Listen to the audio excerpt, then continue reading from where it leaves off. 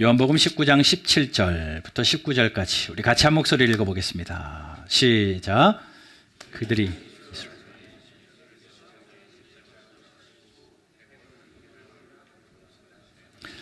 그들이 거기서 예수를 십자가에 못 박을새 다른 두 사람도 그와 함께 좌우편에 못 박으니 예수는 가운데 있더라. 빌라도가 패를 써서 십자가 위에 붙이니 나사렛 예수 유대인의 왕이라 기록되었더라. 23절부터 27절까지도 같이 읽습니다. 시작. 군인들이 예수를 십자가에 못 박고 그의 옷을 취하여 네 깃에 나누어 각각 한 깃씩 얻고 속옷도 취하니 이 속옷은 호지 아니하고 위에서부터 통으로 짠 것이니라. 군인들이 서로 말하되 이것을 찢지 말고 누가 얻나 제비 뽑자 하니 이는 성경에 그들이 내 옷을 나누고 내 옷을 제비 뽑나이다 응하게 하려 함이러라. 군인들은 이런 일을 하고 예수의 십자가 곁에는 그 어머니와 이모와 글로바의 아내 마리아와 막달라 마리아가 섰는지라. 예수께서 자기의 어머니와 사랑하시는 제자 곁에 있는 것을 보시고 여자여 보소서 아들이니이다 하고 또 그 제자에게 이르시되 보라 네 어머니라 하신대 그때부터 그 제자가 자기 집에 모시니라. 아멘. 여러분 몇 주 전부터 제가 십자가의 예표 설교를 계속했습니다. 기억을 되더듬으면서 한번 좀 잠깐 말씀드릴게요. 창세기에 하나님께서 이삭을 살리시려고 숫 양을 준비해 두셨습니다. 그 번제단 위에 이삭이 죽어야 될 그 자리에 하나님께서 숫 양을 죽이시고 그 이삭을 살리셨습니다. 그리고 그 땅을 여호와 이레 여호와의 산에 반드시 나타나리라 여호와 이레 수천 년이 지난 갈보리산 언덕 위에 여호와의 산 위에 반드시 나타난 한 가지가 있었으니 그것이 십자가입니다. 그 십자가에 내가 달려 죽는 것이 당연한데 하나님께서는 나를 살리시려고 어린 양 예수님을 거기에 달려 죽이시고 그 예수의 피로 나를 구원하셔서 내가 살아나는 은혜를 주셨어요. 또 그 다음 주에는 이런 말씀드렸습니다. 이스라엘 백성들이 광야에서 원망하다가 불뱀에 물려 죽게 되었습니다. 죽은 사람이 이미 많았고 불뱀에 물려서 온몸에 독이 퍼져서 죽을 수밖에 없는 그들인데 하나님이 모세에게 명령하십니다. 장대 끝에다가 구리뱀을 달아서 그 구리뱀을 쳐다보는 사람은 다 살더라. 농담으로 여긴 자는 다 죽었고 그것을 쳐다보지 아니한 자들은 거기서 다 죽어나갔지만 그 말씀 한 구절 믿고 그 구리뱀을 쳐다본 사람은 성경의 표현대로 모두 다 살았습니다. 수천 년이 지난 이후에 예수님께서 장대 높이 십자가 위에 달리시고 그 달리신 예수를 바라보는 사람, 그 예수를 믿는 사람은 모두 다 살리라 약속하셨고 저와 여러분들은 그 예수 십자가 바라보며 거기서 흘리신 예수의 피를 믿으며 우리는 죄 사함의 은혜를 누렸고 구원받은 백성 하나님의 자녀가 되는 권세를 우리가 누리게 되었어요. 오늘은요 같이 읽은 본문 말씀 가지고 이제 그 십자가의 사건입니다. 예수님이 십자가에서 못 박혀 죽으시기 바로 전에 일어났던 어쩌면 십자가에 못 박히는 그 순간 가운데 그 주변에 일어났던 상황들을 좀 생각해 보려고 그래요. 제목을 십자가 앞에서 뭐 했냐? 그 십자가 앞에 있었던 사람들이 여럿 있었습니다. 근데 오늘 본문 읽은 구절을 쭉 보니까 18절에 보세요. 18절에 다른 두 사람 나와요. 예수님 십자가에 못 박히시고 양옆에 달린 두 사람. 십자가 앞에 있었던 사람입니다. 또 어떤 사람이 나오냐면 19절에 보게 되면 빌라도가 나와요. 예, 그 십자가형을 처형하도록 핸들한 빌라도. 그 예수님의 십자가 앞에 서 있었던 사람입니다. 또 23절에 군인들이 나옵니다. 한 사람이 아니겠죠. 예수님의 손에 못을 박은 군인들. 십자가 앞에 있었습니다. 또 한 부류의 사람들이 나오는데 25절부터 보게 되면 예수님의 어머니와 사랑하시는 제자, 예수님이 사랑하시는 그 제자, 나중에 말씀드리겠지만 사도 요한입니다. 이 사도 요한, 이게 크게 보니까 네 부류의 사람들이 이 십자가 앞에 있더라고요. 여러분, 이번 한 주간 종료주일 지나고 또 고난주간을 지나면서 우리는 십자가 앞에서 살아야 되는데, 십자가 앞에서 살아야 되는데, 하나님 앞에서 살아야 되는데, 이 네 부류의 사람들을 좀 생각해 보면서 어떤 모습이 십자가 앞에서 살던 성도의 바른 모습일까? 좀 한번 자신을 점검해 보고 결단하고 이번 한 주간 좀 힘써서 그렇게 말씀대로 사는, 아니 이번 한 주간만이 아니라 내 생명 다하는 동안에, 내 호흡이 있는 동안에 그렇게 살 마음으로 결단이 있는 하나님의 은혜가 여러분들의 10년 가운데 있기를 주님의 이름으로 축복합니다. 첫 번째 사람은요, 두 사람입니다. 예수님이 십자가 지시기 위해서 예루살렘 성에 입성하시고요, 19장 1절 보니까 빌라도가 예수를 데려다가 채찍질을 합니다. 빌라도가 데려다가 빌라도가 때린 것은 아니겠죠. 빌라도가 모든 것을 핸들하고 예수에게 채찍질 하도록 허락했겠죠. 명령했겠죠. 예수님이 맞으신 채찍이요, 그냥 줄로 된 그런 채찍이 아닙니다. 가죽줄로 되어 있습니다. 그리고 그 가죽줄 끝에는 굉장히 날카로운 납덩어리가 달려 있습니다. 살에 박힐 만큼 날카로운 납덩어리가 가죽줄 끝마다 달려 있고, 예수님의 겉옷을 벗기고 그 등을 향하여 그 채찍을 내리쳤을 때 그 납덩어리가 살에 박혀요. 그리고 다시 채찍을 띄어낼 때는 일부러 방향을 바꿔서 흠집을 냅니다. 살점이 떨어져 나갑니다. 그리고 피가 낭자하게 될 것이고, 심지어는 살점이 다 떨어져 나가 허연 뼈가 드러나기도 했을 것 같아요. 그렇게 온몸에 채찍을 맞으시면서 그 십자가 지시고 가시는 예수님. 오늘 보면 17절 보게 되니까 그들이 예수를 맡았대요. 예수님을 맡았대요.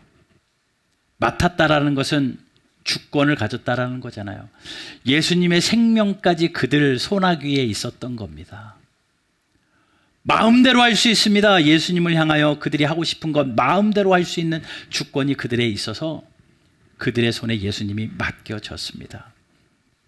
그런데 바로 이어지는 문장에는 예수께서 자기의 십자가를 지시고, 그들이 맡았기 때문에 예수님에게 어깨에다가 십자가를 지우시고 가라라고 핸들할 수 있지만, 오늘 본문의 헬라어를 좀 읽어보면 능동태예요. 십자가가 지워져서 가는 것은 수동태인데 예수님이 능동적으로 적극적으로 십자가를 지셨다라는 것을 의도적으로 표현합니다. 그것은 예수님께서 수동적으로 그냥 십자가 지우심을 당한 게 아니라 그 아픔 가운데서도 십자가 지시는 것이 사명인 줄 알고 능동적으로 십자가 지고 가셨습니다. 이 사건이, 십자가 지신 사건이 너무나도 우리에게는 소중합니다. 왜냐하면 십자가에서 예수님이 죽으셔야 우리의 속죄가 완성되고, 그곳에서 비로소 우리의 죽음이 이후에 영생이 보장되어지는 그런 선물을 받을 수 있기 때문에 그 십자가의 죽으심은 우리에게 너무나도 소중한 거죠. 예수님은 그 십자가를 지시고 이제 못 박히십니다. 해골이라 하는 곳, 골고다, 또 갈보리 언덕이라고도 하죠. 그곳에 십자가 위에 높이 달리셨습니다. 나를 위한 십자가고요. 나를 살린 십자가고요. 너무나도 고마운 십자가입니다. 그런데 그 십자가 앞에 있는 사람들을 보세요. 가장 가까이에 있습니다. 십자가를 눈으로 봅니다. 십자가 바로 밑에 있었던 사람들. 첫 번째 사람들은 예수님 양옆에 달려있던 두 사람입니다. 두 사람. 흉악한 죄인이다라고 성경은 이야기합니다. 얼마나 흉악한 죄를 지었길래 가장 최고의 형인 사형, 그것도 가장 비참한 십자가 사형을 당할 수 있었냐고요. 그 두 사람은 예수님은커녕 자기 마음대로 흉악한 죄를 짓고 평생을 살았던 사람들이고, 그렇게 산 대가로 심판받아서 십자가에 똑같이 달리게 되었습니다. 예수님 바로 옆에 있으니 얼마나 가까이 있었어요. 숨소리도 들릴 만큼 가까운 지근거리에 그들은 있었습니다. 그런데 그들은 예수를 몰랐습니다. 십자가와 너무나 가까이 있었지만, 예수님과 너무나 가까이 있었지만 그들은 예수님을 믿지 못하고 알지 못했어요. 그 죄인들이 양옆에 달려있을 때 못 박히는 순간에도 예수님을 향하여 욕했습니다. 말씀 한 군데 볼게요. 마태복음 27장 44절입니다. 같이 한번 읽어볼게요. 시작. 함께 십자가에 못 박힌 강도들도 이와 같이 욕하더라. 십자가 밑에 있어서 예수님을 못 박고 예수님을 향하여 침받고 창을 찌르던 그 사람들이 예수님을 향하여 욕하는 그 욕을 듣고 그 양옆에 있는 강도들도 똑같은 마음으로 예수를 향하여 욕했습니다. 자기가 죄인임에도 불구하고 예수님을 향하여 욕했습니다. 그런데요, 그 십자가 위에서 사건이 벌어지는데 한 사람은 욕하다가 구원받지 못해요. 근데 한 사람은 무슨 일인지 거기서 구원받는 역사가 일어납니다. 못 박기 전에는 예수님을 알지 못했고 못 박히는 순간까지도 죽어가면서도 예수를 향하여 욕하던 그들인데 그 둘 중에 한 사람 마음에 어떤 일이 일어났는지 예수를 믿기 시작을 해요. 누가복음 23장 42절과 43절 같이 읽어볼게요. 시작. 예수여, 당신의 나라에 임하실 때에 나를 기억하소서 하니 예수께서 이르시되 내가 진실로 내가 이르노니 오늘 내가 나와 함께 낙원에 있으리라 하니라. 아멘. 분명합니다. 그 강도는 구원받았습니다. 구원받았습니다. 이거예요. 십자가에 가까이 있는데 한 사람은 구원받고 한 사람은 구원받지 못해요. 너무나도 십자가에 예수님에 가까이 있었는데 한 사람은 끝까지 예수를 모른 척하고 구원받지 못했는데 한 사람은 예수님과 함께 낙원에 임하는 그 구원을 선물로 받습니다. 무슨 일이 있었던 걸까요? 십자가 위에서. 예수님이 뭐 전도를 하셨겠습니까? 나를 믿으라고 하셨겠습니까? 아니요. 예수님이 십자가에서 달린 단 7마디 가운데 그들의 심정이 변한 거예요. 특별히 이런 부분 아니겠습니까? 추정컨대 예수님이 십자가에 달리셔서 엘리 엘리 라마 사박다니 나의 하나님 어찌하여 나를 버리십니까? 라고 울분을 토하며 하나님 앞에 기도하실 때 십자가의 두 양옆의 강도는 물끄러미 그 소리를 듣고 쳐다봤을 겁니다. 또 두 강도 중에 한 사람의 마음에 충격적으로 다가온 이 음성은 이거였을 것 같아요. 예수님을 향하여 욕하고 침뱉고 예수님에게 피해를 주는 그들을 향하여 예수님은 이렇게 말합니다. 하나님, 저들이 하는 죄를 모릅니다. 저들의 죄를 용서하여 주십시오. 충격받는 겁니다. 나에게 해를 가하는 자들을 향하여서 용서를 구하는 그 사랑이 저에게 있다니 도대체 저 사람은 누구냐? 라는 마음이 그 안에서 일어났을 것이고, 그 둘 중 강도 한 사람은 그 예수님에 대해서 마음이 열렸습니다. 그리고 예수님에게 부탁하죠. 당신의 나라가 임할 때 나를 좀 기억하여 주십시오. 예수님을 영접한 겁니다. 하나님이, 예수님께서 그 사람을 낙원에 있으리라 구원하셨어요. 이거예요. 십자가에 가까이 있어도요, 예수를 향하여 마음이 닫힌 사람은, 예수를 믿지 않는 사람은 구원받지 못하지만, 십자가 앞에 있어서 예수를 향하여 마음이 열린 사람은 구원받아요. 예배당에 앉아 있어도 예수가 나랑 상관없이 사는 사람은 구원받지 못하지만, 예배당에 앉아서 예수를 향하여 내 마음을 열고 당신은 나의 전부십니다, 구원하는 사람은 구원을 받아요. 우리 사랑하는 바른교회 성도들 한 분도 낙오되지 아니하고 예수님을 향하여 우리의 마음이 열려서 예수님이 허락해 주시는 구원을 선물로 받는 모든 분들 되시기를 주님의 이름으로 축복합니다.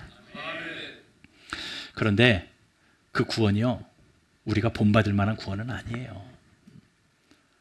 간신히 구원받은 거잖아요. 평생 행악자로 살다가 상급도 하나도 없이 그냥 마지막에 예수님 믿어서 간신 안 받은 것보다야 1000번 만번 낫지만, 그렇잖아요. 구원 못 받은 것보다는 훨씬 낫지만 우리가 본받을 구원의 모습은 아니에요. 고린도전서에 보게 되면 이런 말씀이 있습니다. 13장 15절 말씀 읽어볼게요. 같이 읽습니다. 시작. 그러나 자신은 구원을 받되 불 가운데서 받은 것 같으리라. 예, 구원을 받았는데 불 가운데서 받은 것 같아. 간신히 구원만 받은 거예요. 당연히 구원 받으셔야 되겠지만 본받을 구원은 아닙니다. 죽은 줄 알았는데 간신히 은혜로 거우 견뎌진 인생, 휴 다행이다, 요 인생이 아니라, 우리 바른교회 성도들은 한평생 똑같이 주어진 일생을 살면서 부끄러운 구원받는 인생들이 아니라 평생 회심의 은혜가 우리 가운데 있어서 예수를 향하여 내 마음이 열려져서 삶의 방향성이 바뀌고 내 삶의 중심이 바뀌고 인생을 헛되이 낭비하다가 간신히 구원받는 인생이 아니라 내 인생을 통째로 내 삶의 중심 대신 예수께 바쳐서 그 예수 중심으로 살다가 충성되이 헌신하다가 마지막 큰 상급 가운데 건진받는 그런 구원받는 저와 여러분들 꼭 되시기를 주님의 이름으로 축복합니다. 이번 한 주간 종려주의를 지나고 고난주간을 지나는 동안에 여러분 기억하십시오. 나는 간신히 구원만 받아야 되겠는가? 아니다. 내 일생을 들여 충성되이 헌신하다 건진받는 인생 되어야 되겠다. 다시 한번 다짐하고 예수님을 더 사랑하시기를 주님의 이름으로 축복합니다. 두 번째 사람은 빌라도입니다. 빌라도는 모든 사건의 중심에 있었던 사람이고 모든 것을 핸들했던 사람입니다. 그는 너무도 예수와 가까이 있었습니다. 그는 너무도 예수의 십자가와 가까이 있었습니다. 그런데 그에게 특징이 하나 있었는데 뭐냐면 예수님의 십자가보다 내가 더 중요했던 사람이에요. 예수의 십자가보다 내가 더 중요했던 사람. 여러분, 빌라도는 예수님을 알았습니다. 그리고 예수님에 대해서 굉장히 호의적이었던 사람입니다. 나름 예수님을 좋아했습니다. 그 예수님에게 진리를 묻기도 했고요. 그 예수님 편에 서서 예수님을 보호하고 변호하기도 했습니다. 오늘 본문 19절에 보게 되면 나사렛 예수 유대인의 왕이라 라고 기록되어 있습니다. 빌라도를 이렇게 유대인의 왕이다. 예, 맞아요. 예수님은 유대인의 왕뿐만 아니라 온 나라의 왕이시기에 그 왕이다 라고 그 팻말을 썼는데 산헤드린 회원들이 이렇게 항의를 하는 겁니다. 그는 유대인의 왕이 아니니까 그냥 혼자 왕이라고 이야기하니까 자칭 유대인이 왕이라고 쓰라고 해주십시오. 빌라도에게 항의를 해요. 근데 빌라도가 끝내 이렇게 이야기합니다. 아니다. 나는 내가 써야 될 것을 썼다 라고 하면서 예수님 편에서 유대인의 왕이라고 썼던 사람입니다. 쓸 것을 썼다라고 그들의 항의를 받아들이지 않았습니다. 예수님의 죄를 도저히 못 박으라고 사람들이 소리를 지를 때에도 나는 도무지 그에게서 죄를 찾을 수가 없다. 예수님에게서 죄를 찾을 수 없다라고 솔직히 얘기했던 사람이고, 예수님에 대해서 나름 호의를 가지고 있었던 사람 빌라도예요. 그런데 어느 순간 그를 십자가에 못 박아라라고 언도했냐면, 밀란이 일어난 것 같이 수많은 백성들이 그를 십자가를 못 박으라고 빌라도를 옥죄일 때, 빌라도는 나의 자리가 위태로워지자, 나의 그 왕위의 자리가 위태로워지자 예수님과 선을 긋고, 호의가 있었던 마음, 그를 향한 사랑의 마음이 조금씩 차오르던 그곳에 찬물을 확 끼얹고 예수님과 손을 긋고 그를 십자가에 못 박아라, 자기의 안위를 선택합니다. 그게 빌라도예요. 예, 십자가 앞에서 이런 사람이 있을 수 있습니다. 예수님 알아요. 예수님에 대해서 호의도 있습니다. 그렇게 나쁘게 생각하지도 않아요. 때로는 너무 고맙기도 합니다. 그런데 결정적인 순간에 내일을 잡습니다. 결정적인 십자가 앞에서 내일이 더 중요한 사람. 빌라도가 예수님과 선을 딱 긋는 이유는 딱 그것 때문이죠. 내가 더 중요했기 때문에. 여러분, 지금 신앙생활하는 수많은 그리스도인들 중에 예수님 앞에서, 십자가 앞에서 신앙생활 하다가도, 그것이 전부인 양 살다가도 세상 일에 빠져 살다 보면 내일이 더 중요해서 그 선을 긋고 내일을 선택하며 가는 그 모습들, 빌라도의 모습이 여전히 우리에게 남아있다는 거예요.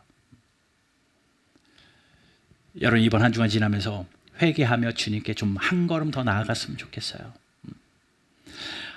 하나님, 여전히 이 세상 살면서 예수님과 나의 일과 하면서 너무나도 멋진 모습으로 체면을 차리면서 예수님이 최고입니다, 예수님이 좋습니다라고 이야기하면서 아무도 보이지 않는 나의 일에서는 내가 나의 유익을 위하여 선택하며 살아왔던 나를 하나님 앞에 내려놓으십시오. 회개할 것은 회개하고 돌아볼 것은 돌아봐야 됩니다. 그리고 여러분, 결단하십시오. 예수님께 한 걸음 더 나가기를. 여러분, 예수님 앞에 나오는 건요, 내 일을 내려놓는 거예요. 예수님 앞에 날아오는 건요, 내 시간을 내어놓는 겁니다.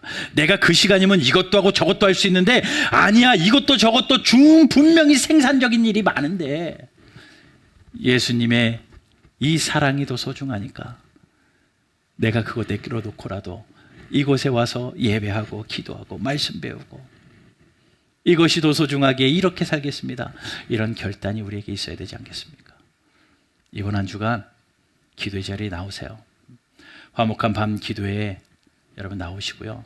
특별히 성금요일에 금요일날 한 번도 나오보지 못하셨던 분들이 있다면 이번만큼은 좀 나오세요. 한 걸음 더 나오세요. 일정이 바빠서 안 될 수도 있고, 몸이 피곤해서 안 될 수도 있고, 여러 가지 형편들이 있을 수 있지만, 예수님은 날 위하여 십자가 지시기 위하여 죽기까지 하셨는데 그거 선택 못 한다고요? 이번 주만큼이라도 주 예수의 사랑을 향하여 내가 좀 더 한 걸음 나아가는 그런 결단이 저와 여러분들 가운데 있기를 주님의 이름으로 축복합니다. 그런 결단 가운데 우리 안에서 힘이 생겨요. 그런 차곡차곡 힘이 생길 때 그런 선택의 기로에서 딱 예수님을 붙잡을 수 있는 용기도 그 안에서 생겨나는 겁니다. 그런 은혜가 다 있기를 주님의 이름으로 축복합니다. 세 번째 부류는요, 군인들이에요. 이 군인들은요, 정말 예수님 가까이 있었습니다. 누구보다 더 가까이 있었습니다. 예수님의 몸에 손도 댔습니다. 십자가도 만졌습니다. 정말 가까이 있었습니다. 그런데 예수님의 몸에 해악을 끼친 사람들입니다. 예수님을 때리고 침뱉고 예수님의 몸에 상처를 낸 사람들입니다. 그리고 예수님을 십자가에 달아놓고 미안한 마음, 죄송한 마음, 부끄러운 마음 하나도 없이 예수의 옷을 벗기고 히히덕거리고 있어요. 예수님의 옷을 벗기고 나누어 가지고 가져가고 제비뽑기하고 십자가 앞에서 어떻게 이럴 수 있냐고요. 뭐로 대변될 수 있냐면요, 그 사람들은 십자가의 사랑보다 내 감정이 소중한 사람들이었습니다. 내 감정이 소중한 사람들, 자신들의 감정만 중요했습니다. 예수님을 못지라고 예수님의 옷을 벗겼음에도 불구하고 내 감정이 그 사랑보다 더 앞서가지고 내 감정대로 히히덕거리고 있습니다. 십자가 앞에서. 여러분, 십자가 앞에서는 우리의 감정이 앞서면 안 돼요. 앞설 때 있죠. 이런저런 감정이, 성질이 우리에게 있으니까 앞설 수 있죠. 그런데 십자가 앞에서 내 감정이 앞서면 안 되죠. 내 감정대로 내가 기쁠 땐 기쁘고 내가 슬플 땐 슬프고 그렇게 신앙생활하는 것이 아니라 십자가 앞에 내 감정을 내려놓을 수 있는 신앙인들 되셔야 됩니다. 그 십자가의 은혜로 하나님의 교회가 이 땅에 세워졌잖아요. 교회를 섬길 때도 동일한 것 같아요. 내 감정 따라 교회를 섬긴다면 어느 교회가 안정되겠습니까? 내 감정 따라 교회 섬긴다면 내가 좋을 땐 좋고 슬플 땐 슬프고 힘들 땐 힘들고 내 감정 따라 하나님의 교회를 판단한다면 교회가 안전하겠습니까? 예수님의 몸된 교회가 안전하겠습니까? 여러분, 이번 한 주간 돌아보며 혹시 내 감정이 앞서는 것이 있었다면 회개합시다. 저도 그렇고 여러분도 그렇고 우리는 다 주의 앞에서 죄인이니 내 감정, 하나님, 예수의 사랑보다 내 감정이 중요하지 않습니다. 그 십자가가 나에게는 가장 소중합니다. 그 감정까지 내려놓을 수 있는 그런 용기 우리에게 있기를 소망합니다. 마지막은요, 25절부터 나온 사람들인데 25절 한번 보세요. 예수의 십자가 곁에는 두 강도 말고 빌라도 말고 로마 군인들 말고 예수님 십자가 곁에 또 누가 있었냐면요, 그의 어머니, 예수님 어머니 마리아, 그리고 이모 글로바의 아내 마리아, 막달라 마리아. 마리아가 3명이나 나와요. 다 여자들이에요. 아마도 제 의견은 여자들이 의리가 좋다. 그리고 여자들 중에서 마리아라는 이름이 좋다. 3명이나 있잖아요.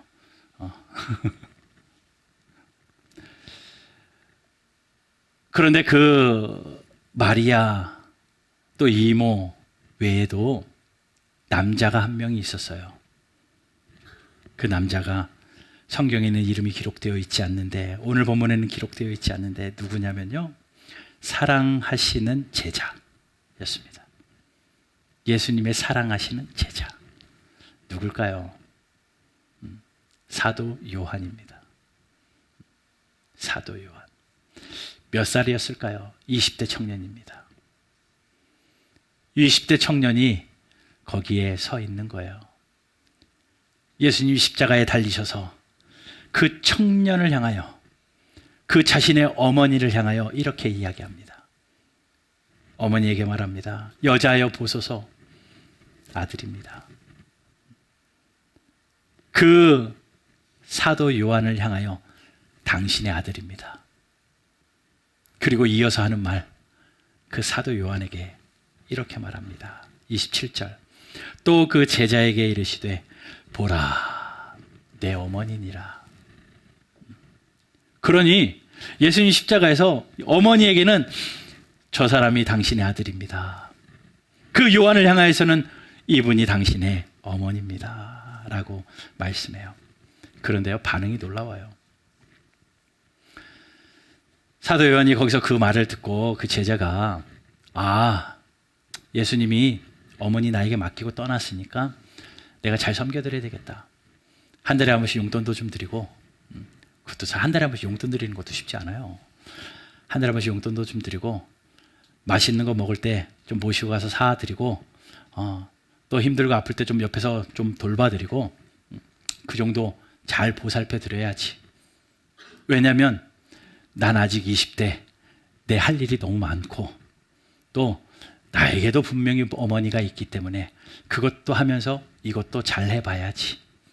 라는 마음이 들을 수 있어요. 당연하잖아요. 그럴 수 있잖아요. 그런데 그 20대 젊은 청년은요, 그렇지 않아요. 그 예수님의 그 말씀에 생명을 걸어버립니다.